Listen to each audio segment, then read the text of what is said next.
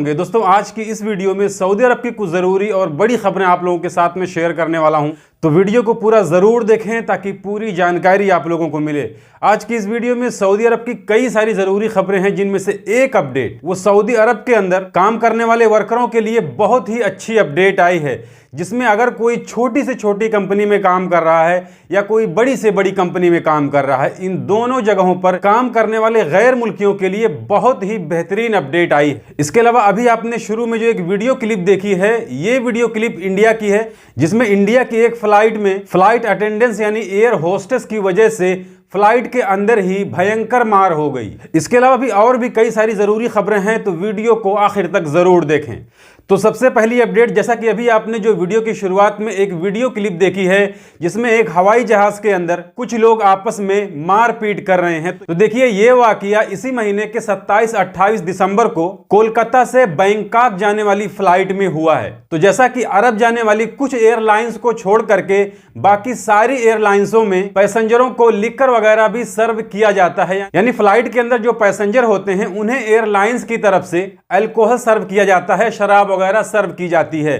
तो इसी में किसी पैसेंजर ने कोलकाता से बैंकॉक जाने वाली फ्लाइट में शराब पीने के बाद में उसमें मौजूद किसी अटेंडेंस से, किसी एयर होस्टेस से बदतमीजी कर दी। तो जैसा कि हमेशा से इंडिया में यही होते आया है कि अगर कोई आदमी किसी औरत से उलझ जाता है, भले ही गलती उस औरत की हो, लेकिन पिटाई हमेशा आदमी की ही होती है। तो इसी तरीके से उस फ्लाइट के अंदर कुछ पैसेंजरों ने मिलकर एक शराब पी रखे इंडियन पैसेंजर की उस एयर होस्टेस के साथ में बदतमीजी करने के लिए पीट दिया, जिसकी पूरी वीडियो आपको हमारे फेसबुक पेज पर मिल जाएगी। इस वीडियो में मैं आपको सिर्फ एक क्लिप दिखाया हूं, बाकी जिसे पूरी वीडियो देखनी है वो हमारे फेसबुक पेज पर जाकर के देख सकता है। इसके अलावा अगली अपडेट वो सऊदी अरब की है, जिसमें सऊदी अरब के अंदर एक ट्रेडिंग करने वाले आदमी पर उसको 50 मिलियन रियाल वापस करने के लिए कहा गया है। इसके अलावा उस पर 2 मिलियन से ज्यादा ट्रेडिंग मार्केट यानी शेयर बाजार के अंदर धोखाधड़ी से पैसे हासिल करने के जुर्म में जुर्माना भी लगा है। यानी सऊदी अरब के अंदर लोग शेयर मार्केट में पैसे लगाते हैं, वहां पर भी ट्रेडिंग करते हैं, तो उसी मार्केट के अंदर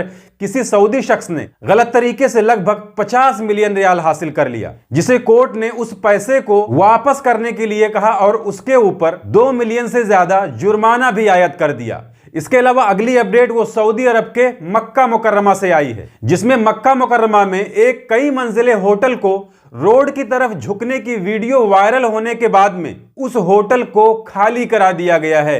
यानी मक्का मुकर्रमा में किसी रोड के साइड में कोई कई मंजिला होटल है और वो होटल अचानक से रोड के साइड में झुकना शुरू हो गया। तो अब उस होटल को पूरी तरीके से खाली करा दिया गया है और उस रोड को भी दोनों साइड से ब्लॉक कर दिया गया है, ताकि इससे किसी तरह का कोई खतरा पैदा ना हो। इसके अलावा अगली अपडेट वो रियाद की है। तो देखिए, रियाद के अंदर एक लेबर कैंप में भयानक आग लग गई थी, लेकिन उस आग पर काबू पा लिया गया है। तो देखिए, लेबर कैंप वो होते हैं जहां पर कंपनियों में काम करने वाले वर्करों को रखा जाता है। तो रियाद के अंदर इसी तरह के किसी लेबर कैंप में भयानक आग लग गई थी, लेकिन इसमें किसी लेबर को किसी तरीके का कोई नुकसान नहीं हुआ है। आग बुझाने के बाद में आग लगने का कारण मालूम किया गया, तो यह पता चला कि उस रिहाइश गाह में, उस लेबर कैंप में सुरक्षा के इंतजाम नहीं थे। यानी उस लेबर कैंप के अंदर इमरजेंसी से निपटने के लिए किसी तरीके का कोई इंतजाम नहीं था। तो अगर आप भी सऊदी अरब के अंदर किसी लेबर कैंप में रहते हैं और वहां पर भी इस तरीके की इमरजेंसी से निपटने के लिए कोई इंतजाम नहीं है,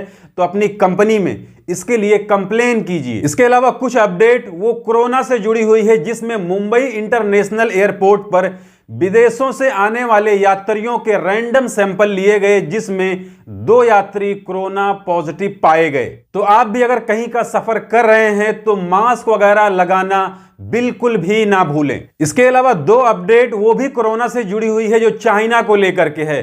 तो देखिए, इटली ने घोषणा की है, इटली ने बताया है कि चाइना से आने वाली 2 फ्लाइटों में लगभग 50% पैसेंजर कोरोना इन्फेक्टेड पाए गए हैं। तो अब चाइना से इटली जाने वाली 2 फ्लाइट के अंदर जितने भी पैसेंजर मौजूद थे, उन पैसेंजरों में लगभग आधा वो कोरोना पॉजिटिव पाए गए हैं। और इसी तरीके से एक अनाउंस वो अमेरिका ने किया है कि 5 जनवरी से चाइना से आने वाले पैसेंजरों के प्री कोविड टेस्ट कराने होंगे। यानी अमेरिका में जितने भी पैसेंजर चाइना से 5 जनवरी के बाद जाएंगे, उन्हें जाने से पहले अपना कोरोना PCR टेस्ट करवा कर ही जाना पड़ेगा। और ऐसी ही एक न्यूज़ अभी फिलहाल क्रिसमस वाले दिन इंडिया में आई है कि इंडिया के आगरा में क्रिसमस के सेलिब्रेशन के दौरान एक चाइनीज आदमी कोरोना इन्फेक्टेड पाया गया। तो मुझे लगता है भैया ये चाइना वाले फिर से सारी दुनिया में कोरोना फैलाकर ही मानेंगे।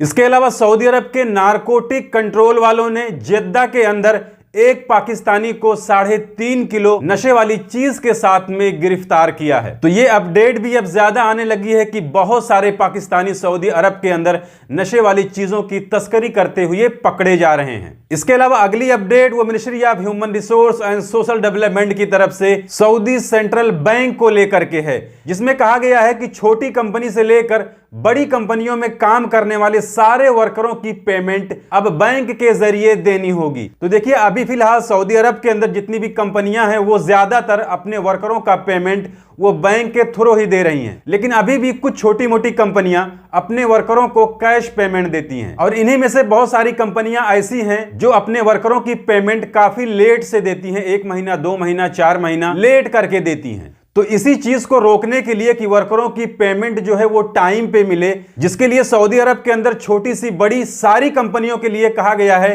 कि वो अपने वर्करों की सैलरी अब बैंक के जरिए ही देंगी। तो सऊदी अरब के अंदर जिन कंपनियों में 49 वर्करों से कम लोग काम कर रहे हैं वो कंपनियां छोटी कंपनी के दायरे में आती हैं। अब उस कंपनी में 10 लोग भी हो सकते हैं, 20 लोग भी हो सकते हैं, 5 लोग भी हो सकते हैं, यानी किसी भी कंपनी में अगर 49 वर्कर से कम हैं तो वो छोटी कंपनी के दायरे में आती है और उन्हें भी हुकूमत के बताए हुए नियम कानून को मानना पड़ेगा, उन्हें इसे फॉलो करना पड़ेगा, जिसमें अब उन कंपनियों को भी अपने वर्करों की तनख्वाह उन वर्करों के बैंक अकाउंट के जरिए ही देनी पड़ेगी। इसके अलावा अगली अपडेट वो हरमैन शरीफैन के इंतजामिया की तरफ से आई है, यानी हरमैन शरीफैन के जो मैनेजमेंट है उनकी तरफ से आई है, जिसमें इन्होंने कहा है कि सारी दुनिया से लगभग 30 मुल्क के 109 मुस्लिम यानी 100 नए मुस्लिम जिन्होंने हाल ही में इस्लाम कबूल किया है, उनके इस्तकबाल में, उनके वेलकम में, उनके स्वागत में उम्रे का एहतमाम किया है, जिसमें उन 100 नए मुस्लिमों को